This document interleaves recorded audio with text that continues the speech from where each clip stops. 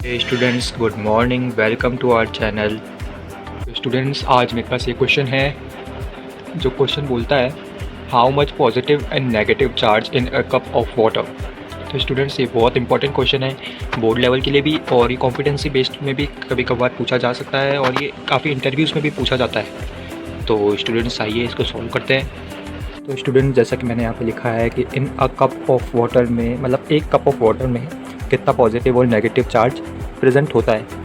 तो स्टूडेंट्स इतना तो आपको भी आइडिया होगा कि एक कप वाटर में कितना ग्राम वाटर आ जाएगा। तो क्या मैं लिख सकता हूँ, मतलब एक कप में, एक बॉटल में, एक 1 लीटर की जो बॉटल होती है उस पर मतलब ऑलमोस्ट 1000 ग्राम वाटर आ जाता है। तो क्या मैं लिख सकता हूँ कि 1 cup of water is equal to 250 gram. जो एक कप में वाटर होगा वो 250 ग्राम के अप्रोक्स होगा, कुछ भी हम मान सकते हैं वैसे। तो स्टूडेंट्स यहाँ पे हम को एक बात तो समझ आ गई कि हम यहाँ पे लिखेंगे 250 ग्राम ऑफ H2O। वाटर का फार्मूला क्या होता है, केमिकल फार्मूला H2O होता है।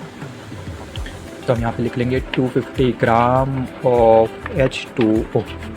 ठीक है स्टूडेंट्स। अब क्या आपको मोल के बारे में कुछ पता है? 11th क्लास में मोल कंसेप्ट नाम का एक टॉपिक था, उसमें मोल मतलब मॉलिक्यूल होता था ना। तो मोल कैसे निकलता था? जब हमको कोई चीज़ का मास दे रखा है तो हम मोल कैसे निकालते थे?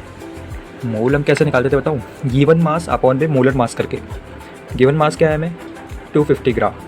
मोलर मास क्या है वो हम इसका निकाल लेंगे, और हमको पता भी कितना है वैसे तो 250 ग्राम गिवन मास अपॉन में मोलर मास। मोलर मास क्या होता है? इसका मास, इसका मॉलिक्यूलर मास।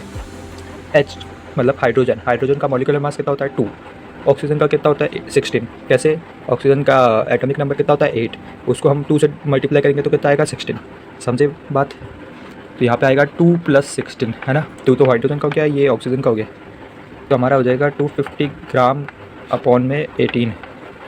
ठीक है, ये तो हमारा मोल आया है, मतलब ये इसको हमको एवोगाड्रो नंबर से भी तो मल्टीप्लाई करना पड़ेगा। क्यों? एवोगाड्रो नंबर क्या होता है? वो 1 मोल की क्वांटिटी होती है कि 1 mole is equal to 6.022 into 10⁻23 होता है। तो हमारे पास इतने मोल आए हैं, तो इसको हमको उससे भी मल्टीप्लाई करना पड़ेगा ना। तो चलिए मैं नीचे लिख देता हूँ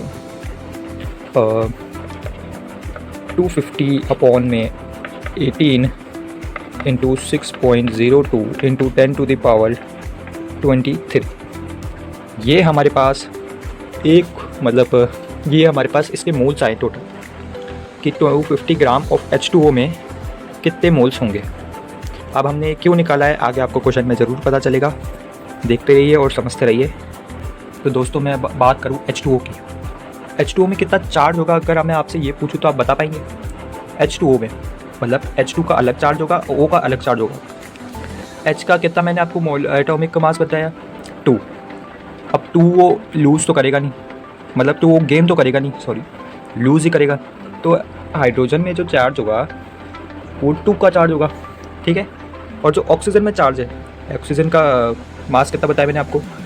16। उसको 2 गेन करना पड़ेगा स्टेबल होने के लिए। तो ऑक्सीजन में कितना चार्ज हो गया? 2 का चार्ज है, मतलब चार्ज का नंबर तो 2 है ना, भले ही नेगेटिव हो या पॉजिटिव उससे भी मतलब नहीं है, पर चार्ज का जो नंबर है, number of charge in H2 and O is equal, मतलब 2 है दोनों का चार्ज ना। तो अब हम लिख देंगे इसी बात को। तो स्टूडेंट्स मैंने यहाँ पे लिख दिया है जो नंबर ऑफ पॉजिटिव चार्ज है H2O में और जो नंबर ऑफ नेगेटिव चार्ज है H2O में, इसके ऊपर हाइड्रोजन के ऊपर तो अपने पॉजिटिव चार्ज था और ऑक्सीजन के ऊपर नेगेटिव चार्ज था, वो दोनों इक्वल है। वो दोनों नंबर तो इक्वल है ना, जो कि 2 के इक्वल है, हमने अभी देखा था। तो स्टूडेंट्स वही मैंने इधर लिख दिया है। तो स्टूडेंट्स अब हमको निकालना है कि अब टोटल नंबर ऑफ पॉजिटिव और नेगेटिव चार्ज कितना होगा। टोटल इधर लिख देते हैं हम, total number of positive and negative charge in what? In a cup of tree, है ना। कप ऑफ ट्री में कितना total number of positive and negative charge होगा। तो स्टूडेंट्स अब हम को कैसे ये फाइंड करना है वो देखते हैं। तो स्टूडेंट्स जो मैंने आपको 1 मोल बताया था कि 1 मोल हमारा मतलब 1 मोल क्या, मोल कितने आए थे हमारे? जो हमने 250 ग्राम ऑफ वाटर देखा था, जो हमने 250 ग्राम ऑफ वाटर देखा था, उसके मोल कितने आए थे? मोल उसके अप्रॉक्सीमेट आए थे हमारे 250 अपॉन में 18 इंटू हमने एवोगाड्रो नंबर से उसको मल्टीप्लाई किया था, याद है ना सबको। एवोगाड्रो नंबर से मल्टीप्लाई किया था। एवोगाड्रो नंबर क्या होता है 6.02 इंटू 10⁻23। ये हमारे मोल्स आए थे। क्या इसको अब मैं मल्टीप्लाई कर दूँ 2 से, क्योंकि इधर हम क्या निकाल रहे हैं पॉजिटिव एंड नेगेटिव चार्ज। हमने क्या देखा था, number of positive and negative charge equal to 2 in H2O है ना। तो इसको मैं 2 से भी मल्टीप्लाई कर दूंगा, ठीक है। और अगर अभी मेरे को इस पर ही चार्ज टोटल चार्ज निकालना है, ठीक है, तो टोटल चार्ज को लिए हम, आपको पता है कि 1 इलेक्ट्रॉन का चार्ज कितना होता है। तो 1 इलेक्ट्रॉन का चार्ज होता है 1.6 इंटू 10⁻⁻19 शायद ना, आप सभी को ये पता ही होगा, ये बहुत बेसिक सी चीज़ें हैं।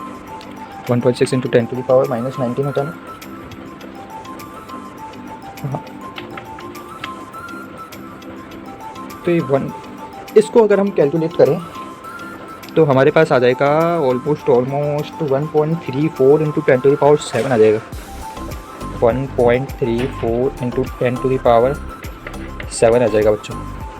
कैसे सॉल्व किया वो मैंने बैक में पहले से ही सॉल्व कर लिया था, ताकि वीडियो ज़्यादा लंबी नहीं जाए और ये कैलकुलेशन आप कर सकते हैं। आई थिंक इतनी कोई बड़ी बात नहीं है।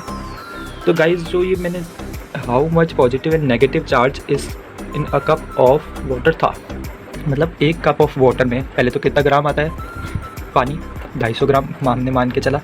उसके हिसाब से हमने उसके मोल्स निकाले और उसका टोटल चार्ज निकाल दिया। चार्ज कैसे निकाला, जो हमने मोल्स निकाले थे उसको हमने मल्टीप्लाई कर दिया पहले 2 से, क्योंकि total number of charge positive and negative charge हमारा 2 आया था इन H2O। और हमने इस नंबर से इसको क्यों मल्टीप्लाई किया, क्योंकि ये हमारा चार्ज ऑफ 1 इलेक्ट्रॉन होता है 1.6 इंटू 10⁻⁻19, ठीक है। तो इसके साथ हमने इसको मल्टीप्लाई किया, तो हमारे पास लास्ट जो ये आई वैल्यू 1.34 इंटू 10⁻7, ये हमारा आंसर हो गई। ये जो वैल्यू है, मतलब ये चार्ज है, ठीक है। तो ये हमारा आंसर हो गया। तो स्टूडेंट्स, उम्मीद करता हूँ आपको ये समझ आया होगा। तो वीडियो पसंद आई हो तो लाइक करना, चैनल पे नए हो तो सब्सक्राइब करना। मिलते हैं आपसे नेक्स्ट वीडियो पे।